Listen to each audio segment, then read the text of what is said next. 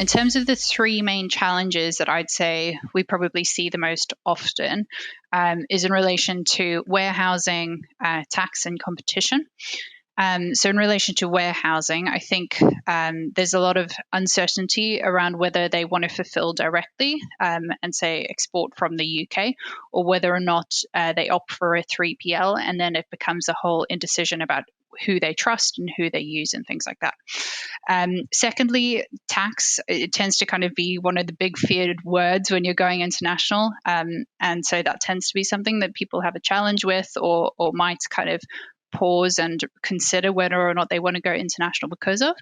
And then thirdly would be competition. So it's kind of just the fear of the unknown of how a product might be received internationally, and what that new local market might be, and the kind of competitors within that space. So I think often when companies choose to expand international, they'll kind of have this all or nothing approach. They'll think that they need to kind of have all of their stock available for purchase internationally, and that's not necessarily the case. I think opting for very strategic SKUs and really doing research and homework when it comes to going into that international market can be hugely important. I think also in relation to kind of warehousing, if they're wanting to go direct, it's really truly understanding what is a requirement for things like custom clearance. There can be quite a lot of extensive paperwork that has to be filled out, and it's just really ensuring that the systems that you use can help to kind of support in that. Okay, so I've got a couple to point out on this one.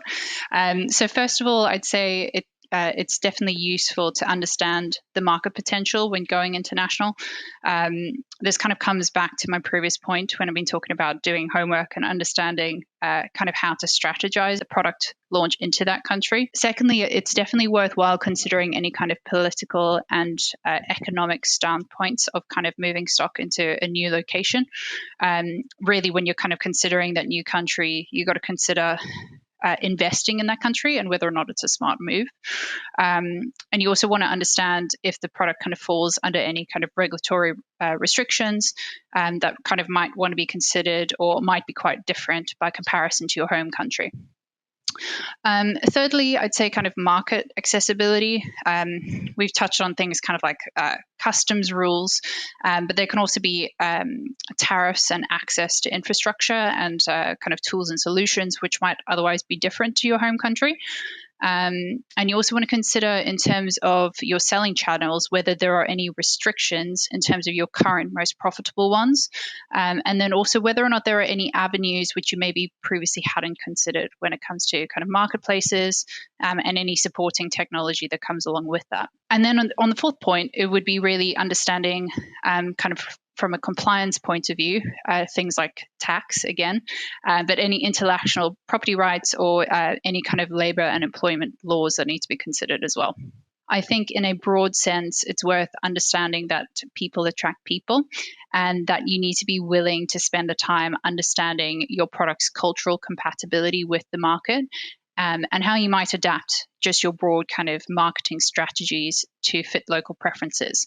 But I also think that it's not worth undervaluing language barriers and the need for multi-language requirements when it actually comes to your website and to the systems that you're using. Even when it comes down to particular regions of a country, you can find that there are sort of cross-border relationships, which mean that there is a requirement for several different languages in the country that you're going into. So definitely worth considering kind of the very specific regional multi-language requirements that you might have.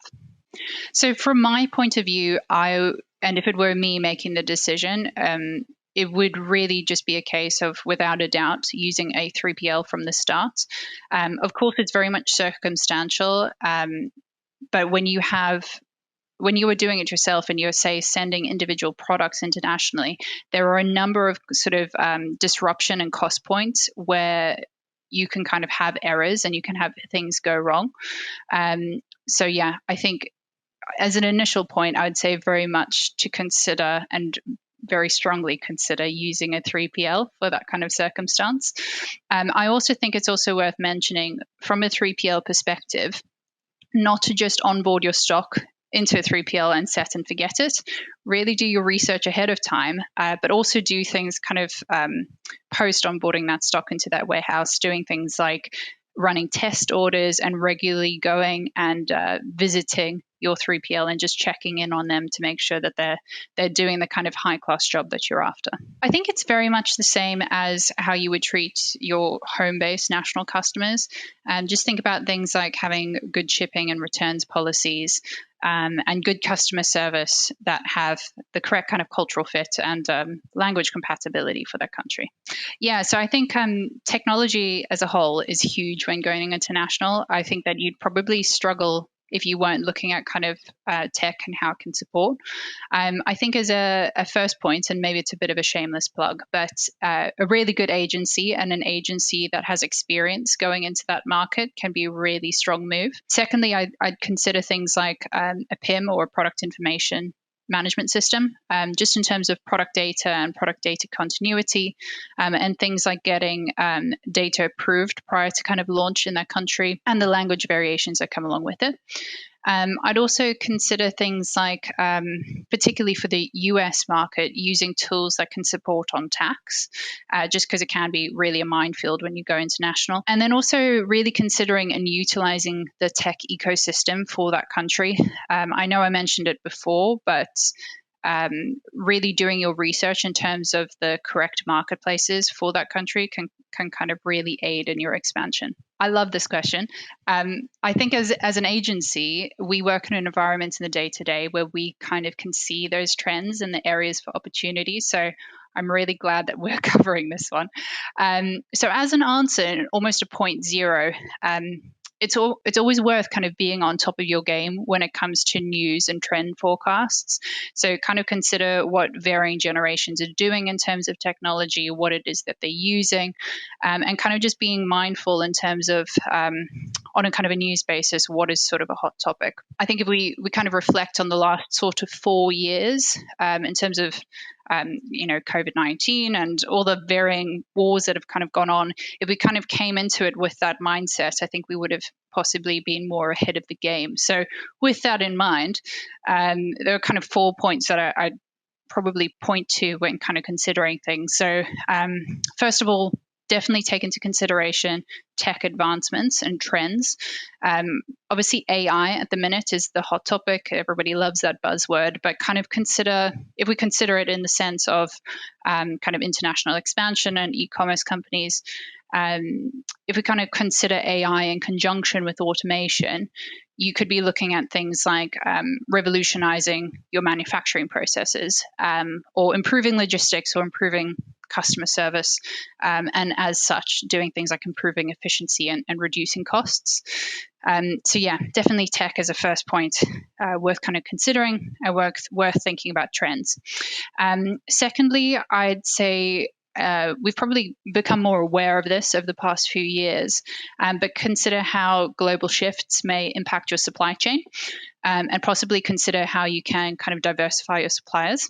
Thirdly, consider sort of the growing drive with sustainability. I don't think that this is necessarily a hot topic anymore. It's definitely a consistent growing need and trend, but not necessarily just in terms of eco-friendly products, but also by the way of environmental regulation. For example, digital product passports are something that are going to be coming into place in the EU over the coming years, and they're really going to require businesses to provide data, and data on their products' environmental impact, composition, production, and history. So really consider legislation in relation specifically to sustainability and how that can impact you. And lastly, really worth considering kind of geopolitical changes, such as changes to trade policies and trade agreements. I think we all sort of felt it, and felt the repercussions of Brexit, even though it's been a couple of years now. I think that we maybe still haven't felt the full impact of that. So worth kind of considering that and considering it for other countries and how that may play a part.